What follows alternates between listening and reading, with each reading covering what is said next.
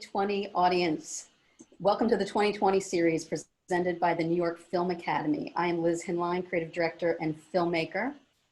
The 2020 series are creative conversations with creative visionaries about craft, creativity, and collaboration. And we have 20 minutes of banter all about craft and stories and knowledge and education. And then we are taking 20 minutes of global questions. Anyone out there, just write in. We'll try to get to you guys, get you some answers. And with that, I would love to present Cheryl Marks, Emmy-nominated SAG winner. Is it SAG? Guild. What is it? Guild winner, right, for hair, right? Who is an amazing, brilliant, seminal celebrity stylist. She's an incredible collaborator and also a wonderful friend who I've worked with on many commercials. And hello, Cheryl. Hello, everybody. I am so grateful to be here this crazy time. And I'd love to share some stories and behind the scenes stuff and whatever we find interesting. So Cheryl, I remember when you got your first, you went from being more print and commercials and advertising, and it was, I think, on Red State, which was your first sort of what we call big show, which was a feature. Right. And how does a hair person, how do you audition?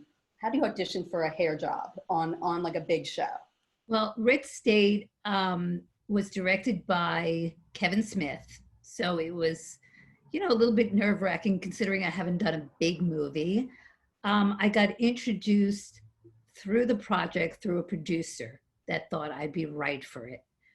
And auditioning with that kind of movie is Kevin wanted to meet me and talk about his vision. And I went in to meet Kevin Smith. He's very, very interesting. He's a wonderful person. He knew it was my first big movie.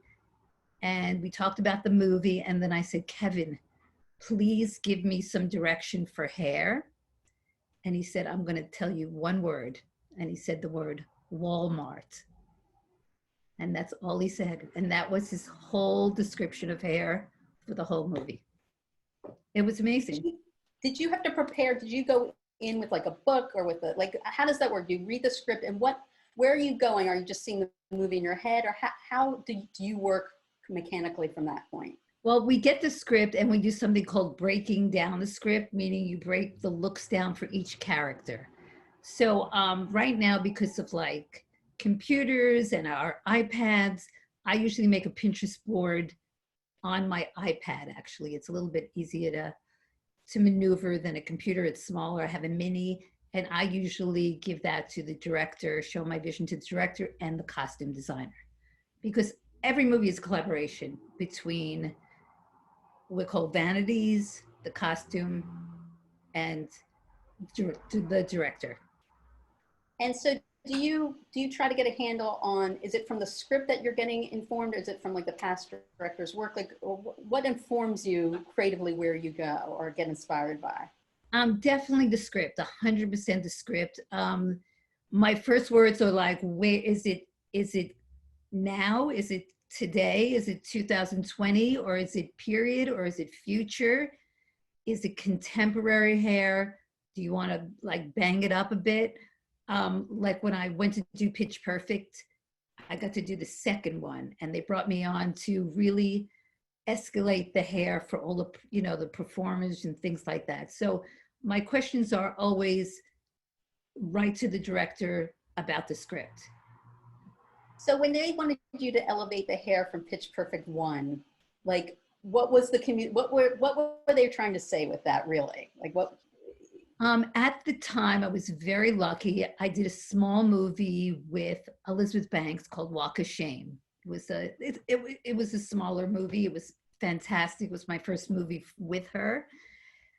And then she got the opportunity to direct Pitch Perfect 2, which was great for me. So she worked with me during this small movie. And at the time, I was working about 5 seasons on The Voice.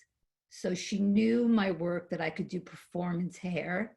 And that's something that she considered for Pitch Perfect 2, because those girls get older. They're now competing for bigger things. and she really wanted to take the hair into like something rock star. I love it. And you call it performance hair. Does that mean We because called it they're sweating performance. and moving? Yeah, Pitch Perfect 2 opposed to Pitch Perfect 3 that I also did was it was it was crazy. I was the department head with about 15 hairdressers. It was in Baton Rouge. I could bring a key, meaning I could bring a second, and I brought somebody that I knew who would be great with contemporary hair. And then I had to hire all local people in Louisiana and Baton Rouge. So it was challenging. We had about 15 hairdressers on it. So I had, you know, we were working out of trailers, tents, on set. It was a normal day would be about 100 principals. Wow. And Yeah, how do you like, so how do you control, and that's definitely the big show. How do you big show. even control that type of army? That type of army is quite difficult. Everybody in the main trailer, that means we had 5 hairdressers in the main trailer, had a job, whether it would be the continuity book to take care of the wigs and pieces. My key, my second in command, was the one who ran around, took pictures of everything that was happening. We had mood boards in everywhere you could look. We had like a clothespin line of hair going across every. We had so many wigs. So it taught me that you have to trust your team. That's what it taught me. That all these bigger movies has to be, you have to turn over control and trust your team 100%, and it really worked out well. And how do you go about, so you're in some place that you know you don't know anybody, but you're doing hiring, you're getting referrals. How do you, as a department head, go about hiring? Usually, first of all, I will look up what shot in Baton, like let's say Baton Rouge. I'll see what shot there in the last couple of years. I'll get in touch with the producers or the department heads, see who they recommend, look at the person's IMBD, have a chat with them, and then decide whether they can handle something of this sort. And I was kind of really lucky with the Pitch Perfect movies because I got such a great team that I continually hire them when I'm on the road. Most of my movies I've done in the last 5 years haven't been in LA at all. They've been on the road. Are you looking, when you are doing a hiring, are you looking for like a contemporary? Are you looking for a yes person? Or are you looking for like a visionary? Like, what are you looking for in your team? I'm looking for somebody that is part of a team that comes with the recommendation that they're a great team worker, because I need, if I say to do something, I need it quick and fast. Somebody who is strong with hair, obviously. Somebody maybe who has a special, maybe they're the greatest at cornrowing or at wefts or wigs, like in Pitch Perfect 2. One of our girls wore a wig every day, and I had somebody just for her every day because the wig was about $10,000. We had 2 of them, but they had to be washed, they had to be blocked every night, and I know I couldn't have done it. I didn't have the time. So sometimes I hired people with special skills. Mm-hmm. And you know, it seems like from what I know from your career that like you're so great with personalities that you get brought onto projects by the celebrity or the you know, number one on the call sheet. And what does that look like? We were talking before about like when you go meet the director for the first time by a project, but you're being brought on by, say, Anna Kendrick. Like, she has a lot of say in what her hair is going to look like. And is that, how does that work between you, the celebrity or the star, and the director? Yeah, I've been very lucky in my last couple projects. Anna Kendrick has brought me on as a personal. So it's a whole different thing because you're developing her character. I did something for Disney Plus called Noelle. I just did that HBO Max thing called Love Life. I did a Quibi thing with her called Dummy. I collaborate with her first. I get the script. I will send her a mood board first. And then we talk about that character. We talk about what she is, what she's turning into, and then we go to the director with, or I go to the director with, these are the looks that we've agreed on. How do you feel about them? So it's being a personal is a whole different thing because you don't have a team. In some ways, people think it's easier, but I'm in charge of everything. I'm in charge of her hair pieces, her wigs, her continuity, making sure that I'm keeping her happy, making sure I'm keeping the director happy. So usually they bring a personal on when the main character has a lot of looks and she's on practically the whole movie. So you become so talk to me about the hair and the storytelling, because that becomes, I mean, it's so essential to the arc of the character, especially with, you know, any character, basically, who they are. Well, I'll just talk like the HBO Max show Love Life takes it is a passing of time for 8 years. So I had to make sure that Anna was growing older with her hair with that character for 8 years. So it's definitely, we were showing the passing of time with her hair besides her wardrobe and her makeup. And it was challenging because unfortunately movies and TV they don't usually get shot in, you know, in like episode 1, episode 2, or, you know, a movie. They don't get shot continuity, you know, like as you would read it. So I would have to go back and forth, which is definitely a lot, you know, challenging. And is it a challenge if, say, the look is not supposed to be pretty, or? Yeah, I mean, I did a movie with Rebel Wilson, where she, in the beginning, it's not a pretty look at all. And, you know, once you talk to them, to your main actress, I think if they are actresses, they need every look is not, you can't look glamorous on every look, or you'd be playing the same character all the time. So I think most actors are very open for not looking pretty, and it's almost harder for me to do it than them, you know, for them to accept it. And what project do you recall really pushed your skill set as a hair person? I think they all push me. I mean, I think they really do. And, you know, I think they all push me because everything is character driven. It's not like in The Voice where I was just doing like great, pretty hair. I think it all pushes me because I have to stay within that character. Like, it's not about, oh, I want to do a beautiful beach wave. It's not okay. So I think every project for me is a challenge. I've never gone into a project and be like, ooh, it's going to be easy. So no, I think everything is, and you know, it's why I love what I do, because it is a challenge.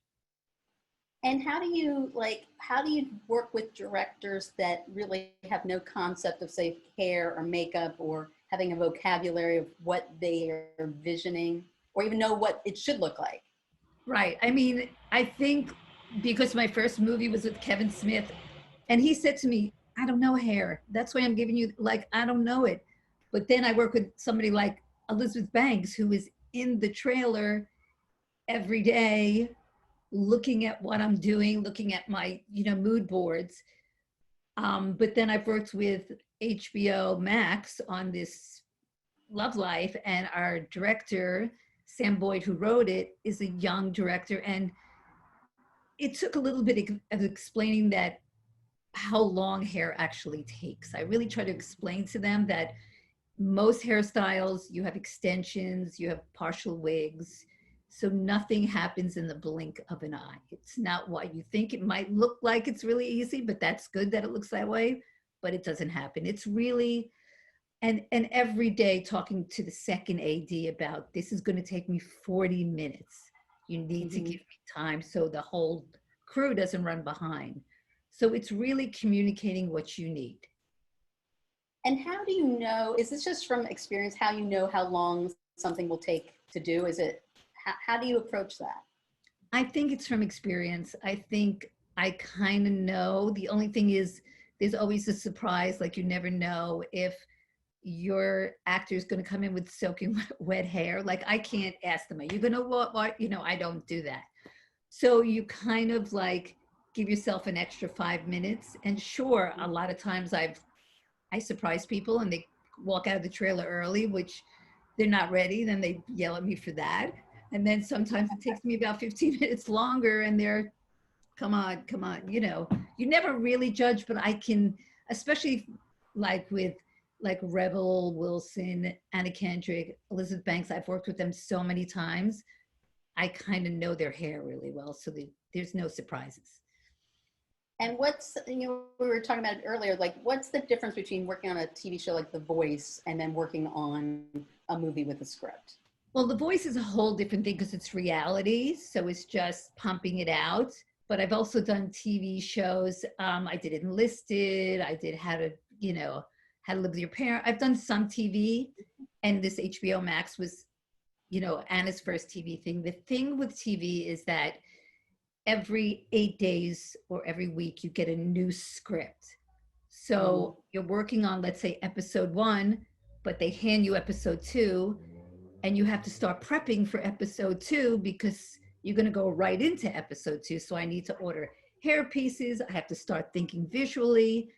Where a movie becomes your baby, it's one big script. It takes 3 to 4 months. I basically know that script by heart by the midway.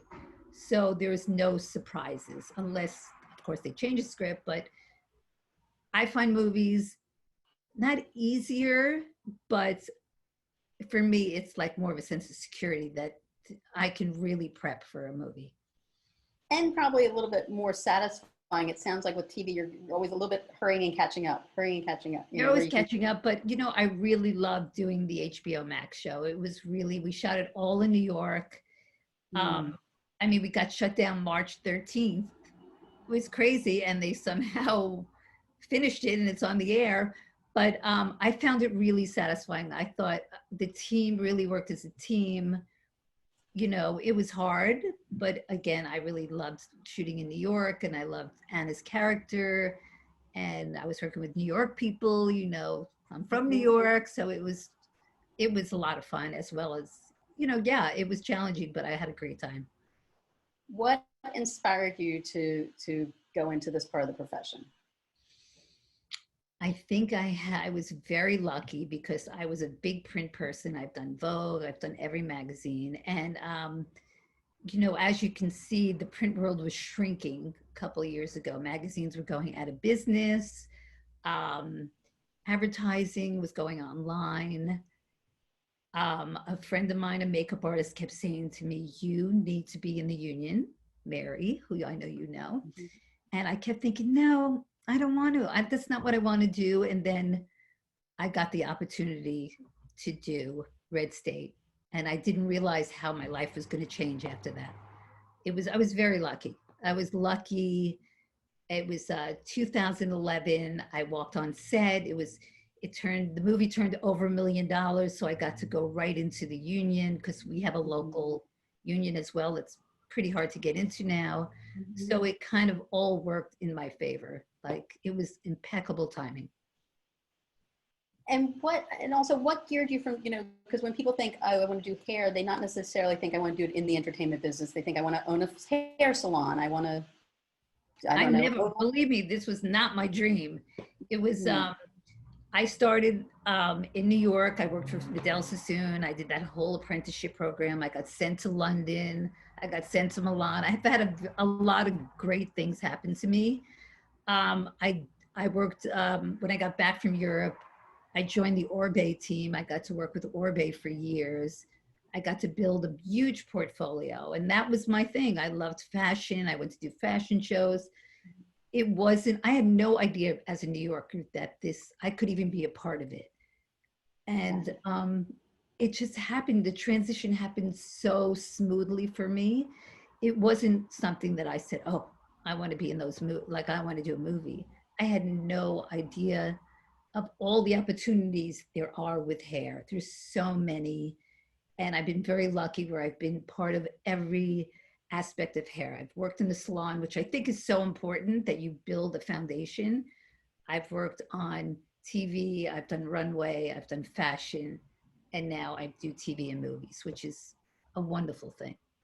I know, that's so awesome. You know how much I love it.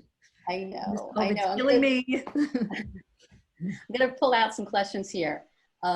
Tomas asked, Cheryl, how do you think one could distinguish a good hairstylist from a bad one, or just from their work?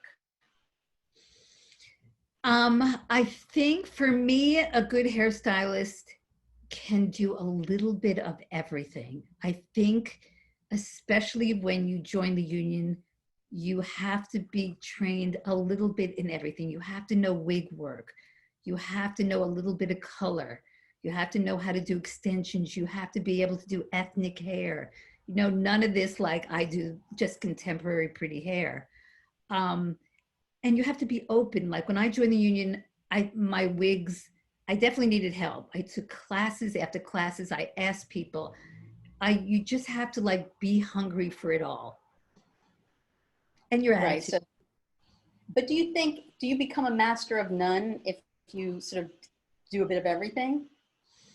I wouldn't say a master of none, but I think you need to do it because you never know who's like what kind of actor you're going to work with or what they ask you for, toupees and you know airbrushing hair in. Like I thought being like just being in fashion, I was the greatest and I knew everything. And then I joined this union and I thought this is where you get challenged. You have to, you know, you have to be ready for everything. My garage looks like I have like my garage is crazy with head blocks and wigs and airbrushes.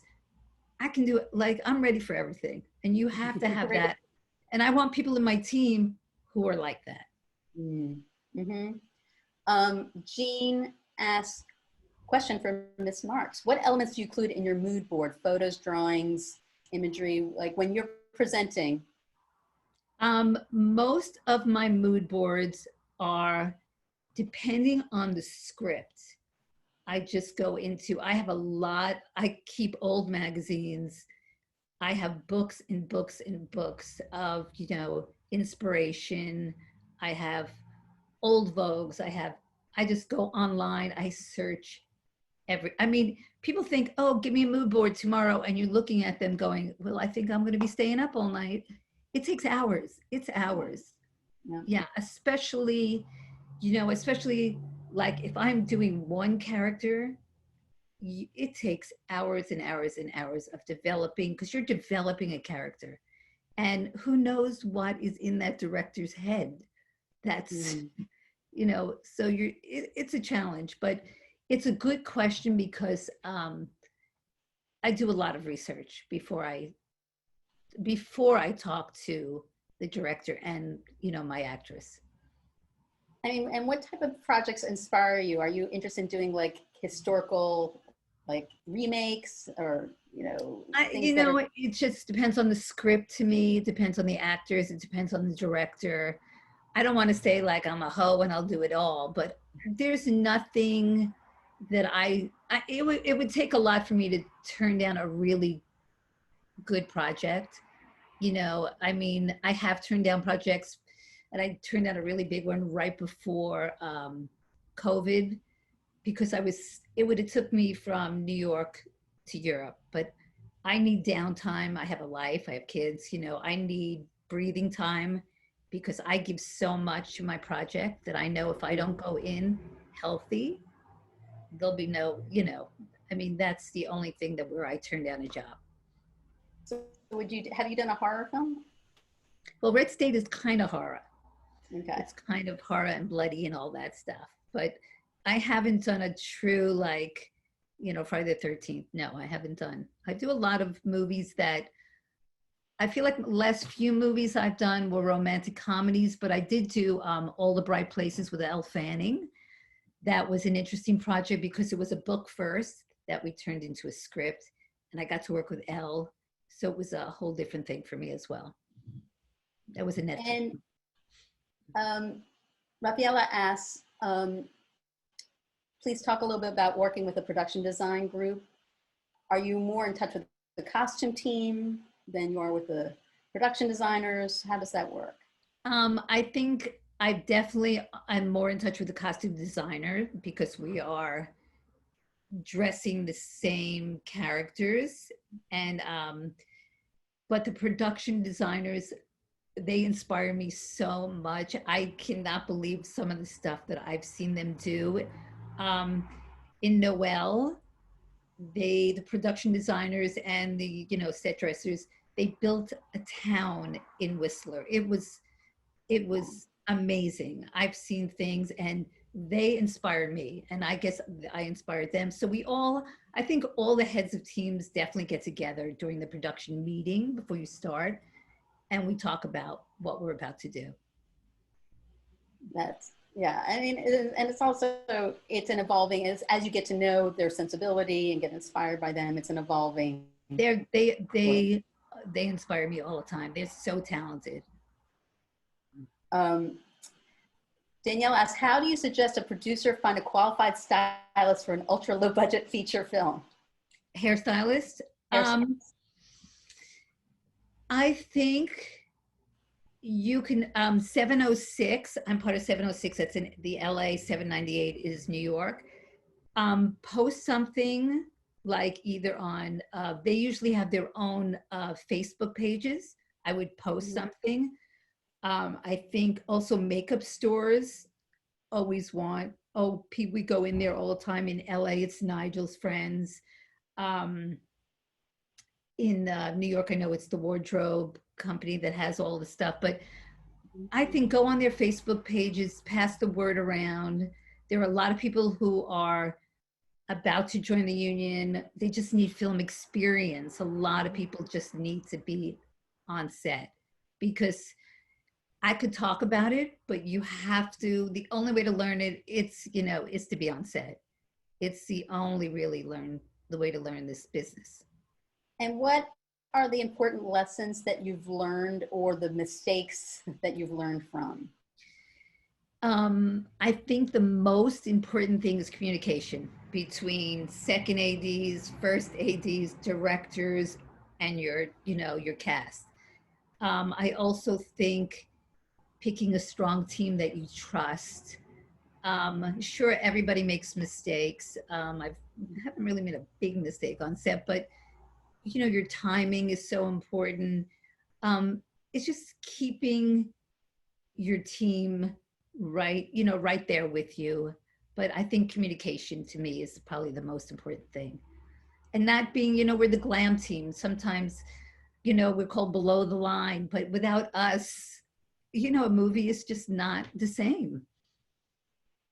Totally. I mean, it's what's in front of the lens. So that's what all that money is going towards, is what's in front of the lens, and how, suspend belief and get into the story. And the hair is part of sucking you into that story. So part of it.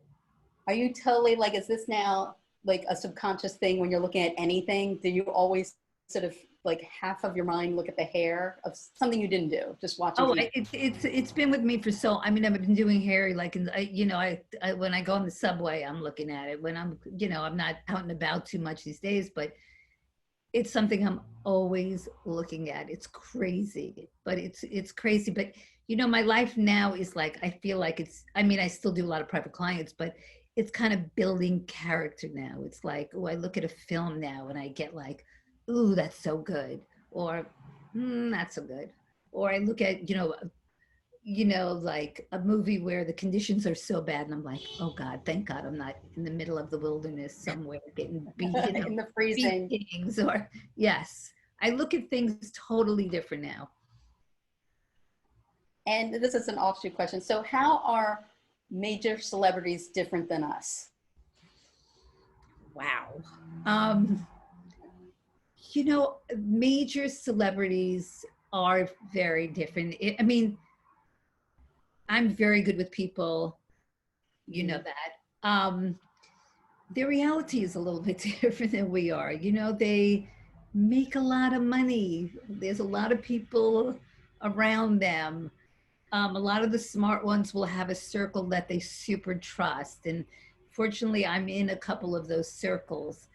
They live differently than us. They can pick and choose, like it's COVID now. Do they want to work? They have that choice. They have But you know, it's a hard business. I mean, it's a really hard business. I mean, Anna, who I've gotten to do more projects with, Anna Kendrick, she's so professional. She knows every line. I mean, as much as we think they're spoiled, they have a lot. They have a lot of pressure on them as well, especially when you're number one holding a movie and, you know, trying to make it successful. And so I watched them as well. So as much as people think, they make so much money, they live this great life, they have a lot, you know, going, they have a lot A to lot of hold together. responsibility Yes, they have a lot of responsibility. and a lot of mouths to feed.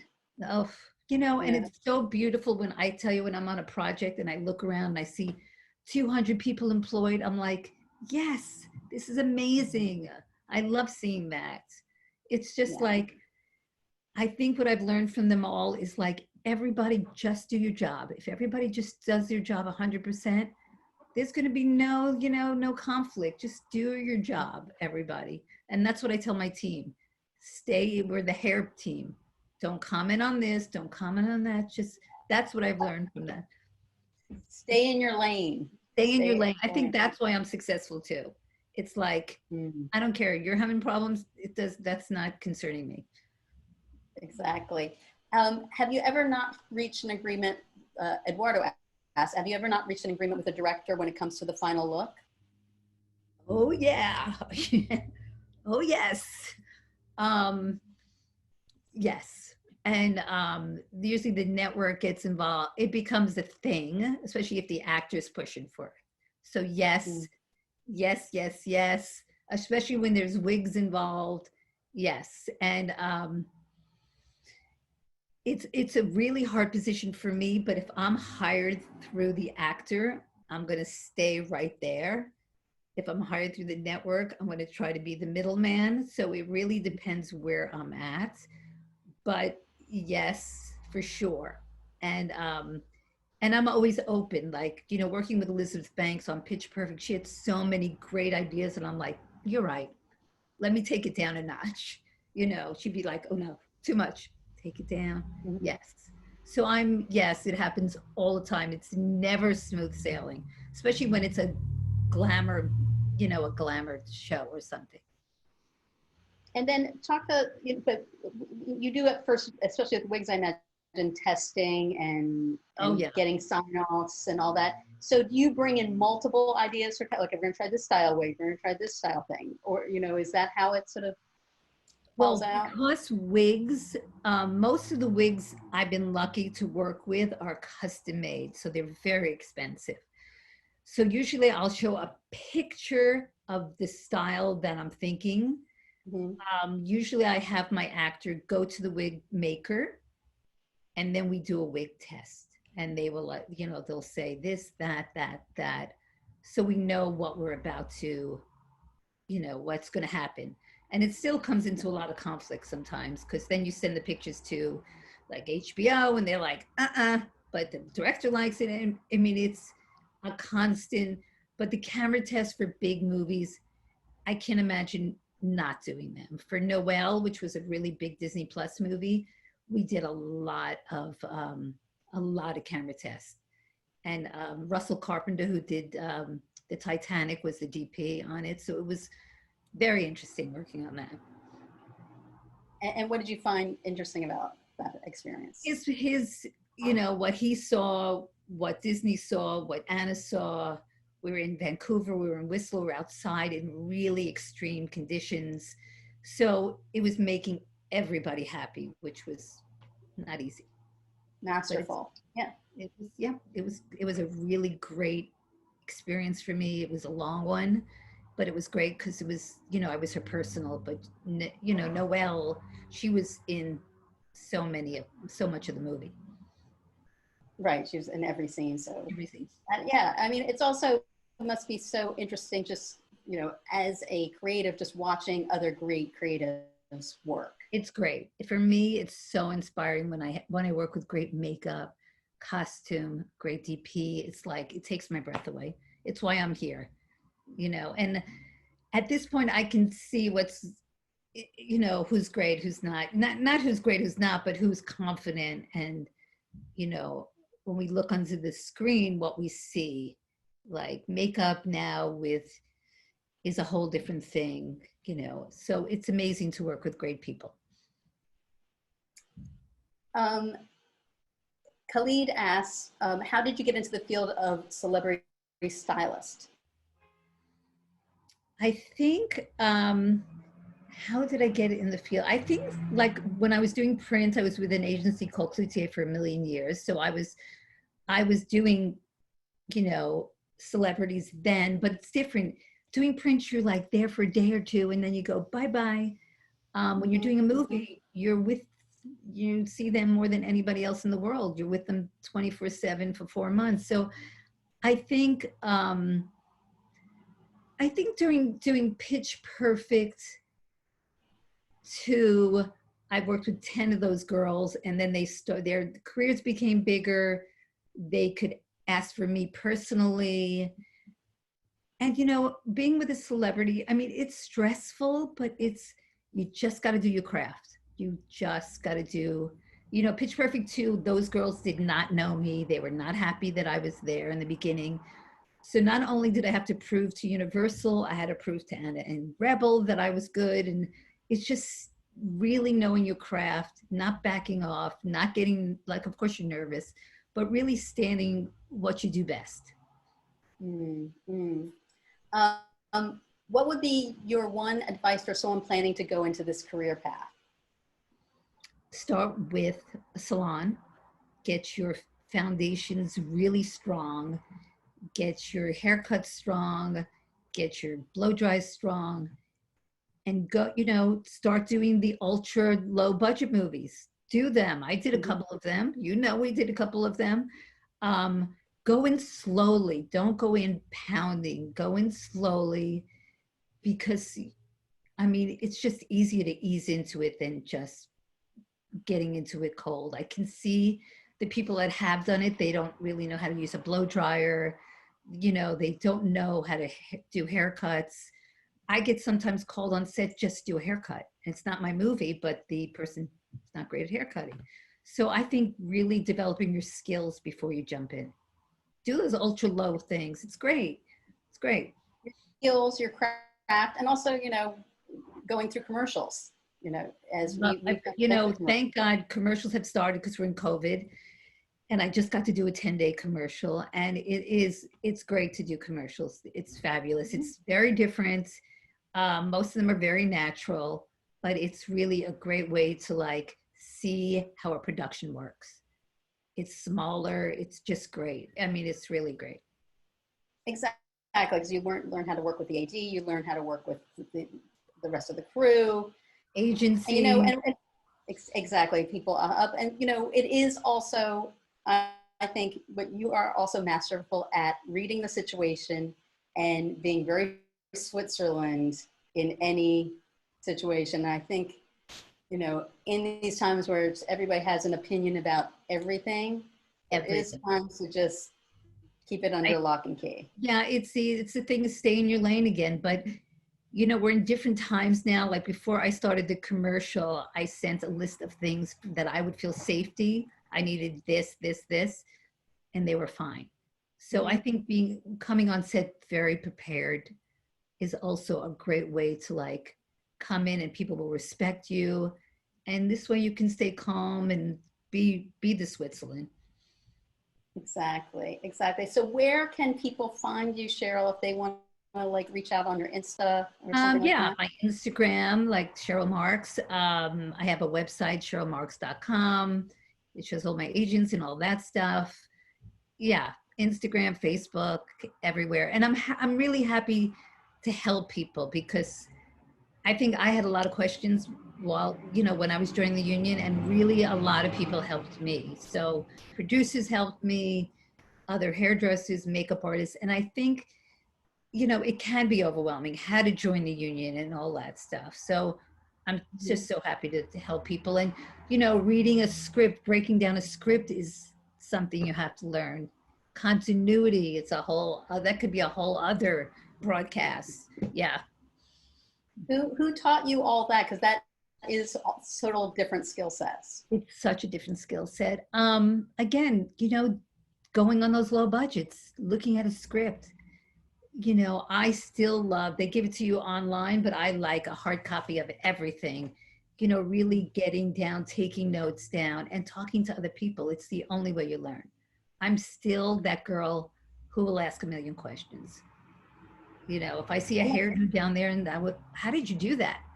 I don't care if I'm department head or not. If you do something amazing, I'm going to be like running over there and asking you. So I think breaking scripts down, learning how to like read a character is so important in this business. Where fashion, it's not really. You're just doing, you know, what the fashion designer wants. So it's different. Right. It's a different aspect.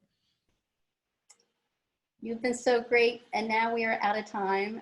And that was so fun. And thank you, 2020 audience, and thank you, New York Film Academy, for presenting this wonderful series. And everyone stay safe and healthy. And I love seeing you. And Thank you, everybody. I appreciate everybody. Stay safe, wear a mask, whatever. Hope to see all of you soon. Hope to be creating more. Thank you, Liz. I appreciate it. thank you, Cheryl. Bye. Bye, everyone. Bye.